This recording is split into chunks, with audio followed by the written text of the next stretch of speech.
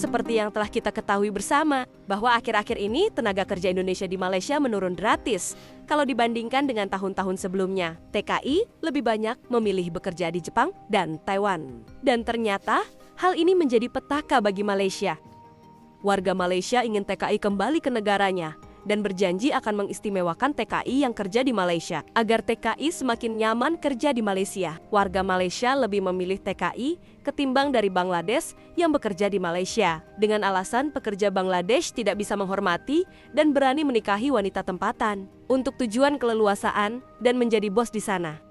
Yang mirisnya lagi, warga Malaysia malah menjadi pekerja Bangladesh di negara sendiri, sampai-sampai diprotes oleh warganya. Ternyata ada perbedaan pendapat antara warga Malaysia dengan pemerintahannya tentang masuknya tenaga kerja Bangladesh ke Malaysia. Yang dikira oleh warga Malaysia hanya sekedar jadi pekerja biasa, tapi malah merajai dan menjadi bos di sana. Dan uniknya, warganya sendiri malah menjadi buruh dari orang Bangladesh. Tentu saja, warga Malaysia tidak ingin kejadian seperti ini berlarut-larut, tetapi pemerintahnya masih tetap melakukan kerjasama dengan Bangladesh. Sedangkan menurut PM Malaysia, Indonesia dengan Malaysia itu adalah memiliki hubungan yang spesial, sehingga Malaysia mungkin akan menspesialkan TKI ke depannya. Langsung saja simak informasi selengkapnya sebagai berikut. Indonesia menghentikan sementara pengiriman pekerja migran ke Malaysia. Bersetuju dan memohon supaya pengambilan warga asing, khususnya daripada negara Bangladesh, ditangguhkan buat sementara waktu.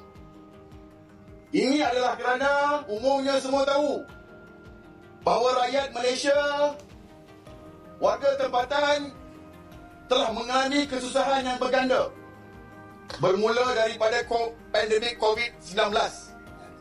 Kita merayu kepada Kementerian Sumber Manusia dengan rayuan yang rendah diri, meminta kepada Kementerian Sumber Manusia supaya menjadi pihak yang menyaring dan menghalang semaksimal yang mungkin kemasukan warga asing baru ke Malaysia. Siapakah yang kita nak harapkan lagi kalau bukan Kementerian Sumber Manusia? Siapakah agensi kerajaan lain-lain yang kita nak harapkan kalau bukan Kementerian Sumber Manusia? Sudah tentulah kalau kita letakkan ini kepada pihak majikan, majikan hanya berfikir soal keuntungan, kerana mereka ingin memaksimalkan keuntungan. Tanggungjawab sosial kepada rakyat tidak ada. Jadi inilah tugasan yang perlu dibawa oleh Kementerian Sumber Manusia, kelangsungan hidup rakyat tempatan. Percayalah, membawa masuk pekerja asing daripada luar ke Malaysia bukanlah satu perkara yang dilihat dalam sudut yang baik dalam jangka masa yang lama. Malaysia akan memberi pertimbangan utama kepada permohonan pekerja Bangladesh yang kehilangan peluang akibat perkembangan politik di negara mereka. Perdana Menteri berkata kerajaan Bangladesh telah membuat rayuan kepada Malaysia berhubung kemungkinan menambah pengambilan pekerja dan golongan profesional negara berkenaan. Menurutnya, pertimbangan akan diberikan dengan sekurang-kurangnya pada fasa pertama tertaluk pada semua syarat dipenuhi. Perkara ini boleh dilaksanakan secepat mungkin. Perdana Menteri berkata demikian dalam sidang media bersama Ketua Penasihat Kerajaan Sementara Bangladesh, Dr. Muhammad Yunus, selepas mengadakan pertemuan dua hala di Dhaka pada Jumaat. Anwar melakukan lawatan sehari dan ia yang pertama oleh Ketua Kerajaan Asing sejak pembentukan kerajaan interim yang diketuai oleh Muhammad. Mengenai pelaburan, Anwar berkata, kedua negara perlu memberi tumpuan dan keutamaan kepada syarikat-syarikat pelaburan serta memastikan sebarang masalah ditangani dengan pantas dan secara telus. Perdana Menteri berkata, kedua negara juga akan melihat pada usaha meningkatkan kerjasama dalam bidang pendidikan tinggi, ekonomi halal dan industri semikonduktor. Katanya Malaysia boleh mempercepat rundingan dan aturan perdagangan, tetapi yang penting ialah mengadakan mesyuarat Suruhanjaya bersama secepat mungkin. Sementara itu, Muhammad berkata, Dhaka menantikan mesyuarat itu pada awal tahun depan untuk meningkatkan perdagangan dua hala. Katanya bidang kerjasama masa depan boleh merangkumi kewangan termasuk dana kekayaan negara, dana pension, dana ekuiti swasta, kesihatan, pendidikan, sains data dan AI, iaitu kecerdasan buatan. Perdana Menteri Datuk Seri Anwar Ibrahim memberi komitmen untuk memastikan isu perlindungan terhadap pekerja-pekerja dari Indonesia diberikan keutamaan. Penyelesaian terhadap keselamatan pekerja-pekerja dari Indonesia harus menyeluruh. Anwar memberitahu, kerajaan Malaysia juga berusaha untuk memastikan urusan kemasukan pekerja dari Indonesia dipermudahkan.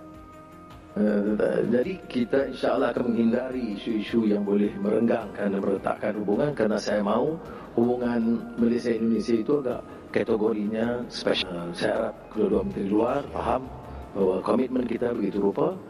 Jadi soal TKI ini yang mengguris perasaan ramai rakyat Indonesia, bukan saja pemerintah. Dan saya tahu benar kerana saya berpengalaman di penjara yang sama, mendengar pada ketika itu kesan cambukan ke atas mereka, dan saya tidak fikir ini satu yang manusiawi. Saya dapat pengakuan kami berdua untuk memastikan kerja-kerja agensi pekerja ini harus hanya sekadar facilitate dan permudahkan, dan tidak hanya mengambil keuntungan berlebihan untuk menekan pekerja di peringkat bawah. Anda percaya tak, tanpa orang asing, ekonomi Malaysia akan merosot, terutama sektor pembuatan dan sektor pertanian. Ketika pertanian sawit Malaysia tanpa TKI Indonesia mencapai kerugian besar. Ya, sekarang tinggal satu orang saja bekerja, berangkat pukul 7 pagi, nanti balik pukul 5 sampai 6 petang. Lepas itu kalau masalah kerja ya penatlah, seorang sekarang kurang ada kawan, kurang kerja satu orang saja. Dari segi kapasiti buah tadi tu, kalau masa sekarang ni boleh dapat 200 tan ke 250 tan. Sepatutnya kalau ada pekerja boleh dapat lebih lah, ke 300 lebih. Jadi ada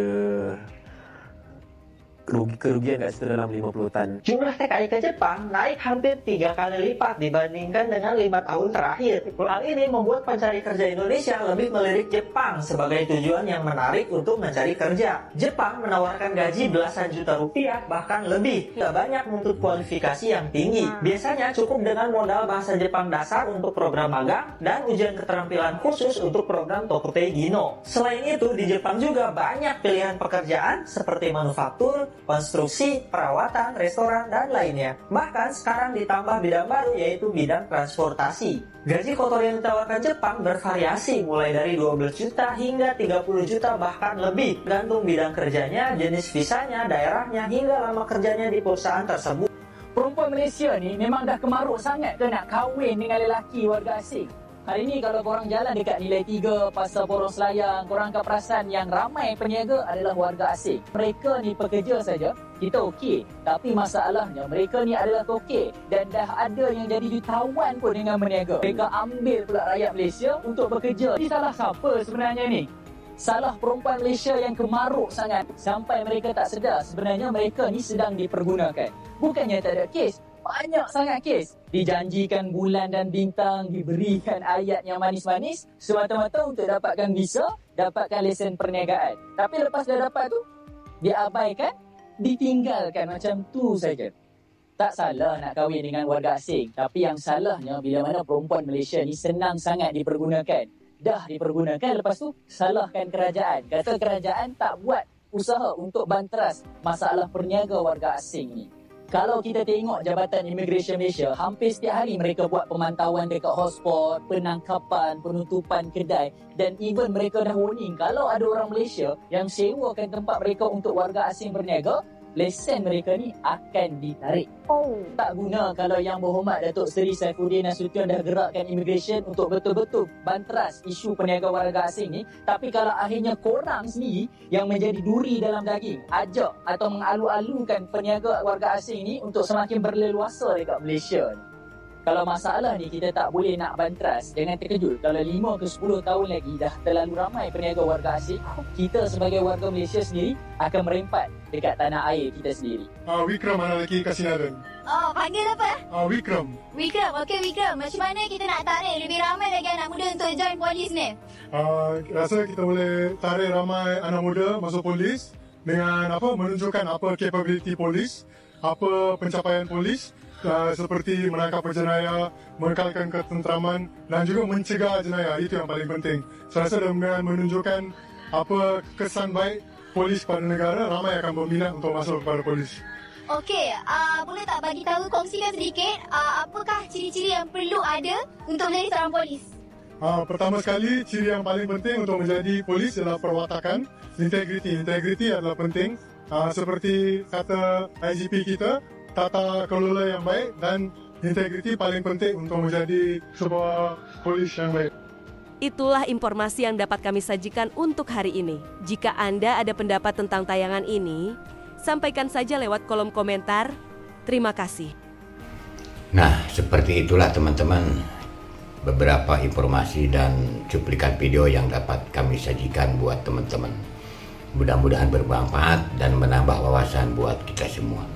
Sebelum saya undur diri, saya mengucapkan banyak terima kasih ya kepada kalian yang telah mendukung channel ini.